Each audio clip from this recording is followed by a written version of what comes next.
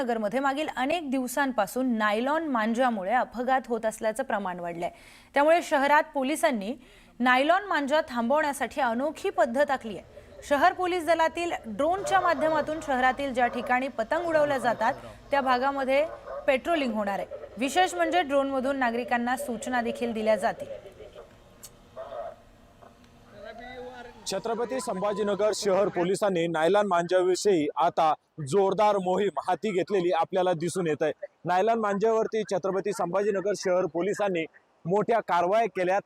300 bundle जवळपास nylon मांजाचे जप्त केले। मात्र यावर अजून जास्त मोठ्या प्रमाणात कारवाई व्हावी आणि नायलॉन मांजामुळे होणारे अपघात टाळण्यासाठी शहर पोलिसांनी आता एक अनोखी पद्धत या ठिकाणी अवलंबली आहे। शहर पोलिसांकडे जे ड्रोन आहे त्या ड्रोनच्या माध्यमातून आता नायलॉन मांजाविषयीची या ठिकाणी जनजागृती करण्यात येणार आहे। आपण जर बघितलं तर कशा पद्धतीचा हा ड्रोन हवेमध्ये आहे आणि त्यामध्ये 2 स्पीकर देखील लावण्यात आलेले आहेत, ज्याच्या माध्यमातून आता नागरिकांना सतर्क केले जाणार आहे। नायलॉन मांजा जर तुम्ही उडवत असाल, नायलॉन मांजाचे पतंग उडवत असाल तर तुमच्यावरती कारवाई होऊ शकते। नायलॉन मांजा वापरणं हा कायद्यानं गुन्हा आहे, अशा पद्धतीच्या सूचना या ड्रोन मधून दिल्या जाणार आहे।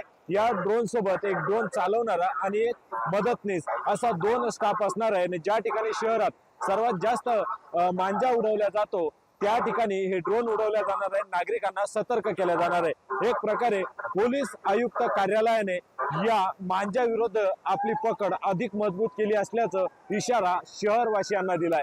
या अगोदर आपण जर बघितलं तर मागील बऱ्याच दिवसामध्ये गळे चिरणं असेल किंवा शरीराला इजा असेल अशा बऱ्याच घटना समोर आल्या होत्या आणि त्याचमुळे आता शहर पोलीस दल या ठिकाणी ऍक्शन मोडवर आला असून एक वेगळी अनोखी पद्धत वापरून ड्रोनच्या माध्यमातून आता नागरिकांना इशारा दिला जातोय, तर नागरिकांना सतर्क देखील केल्या जात आहे। तर जे नायलॉन मांजा विक्री करतात किंवा नायलॉन मांजाचे पतंग उडवतात त्यांना देखील कारवाईसाठी सतर्क आहोत, कारवाई तुमच्यावर होऊ शकते अशा पद्धतीचा हा इशारा असणार आहे। अविनाश कानडजे, न्यूज 18 लोकमत, छत्रपती संभाजीनगर।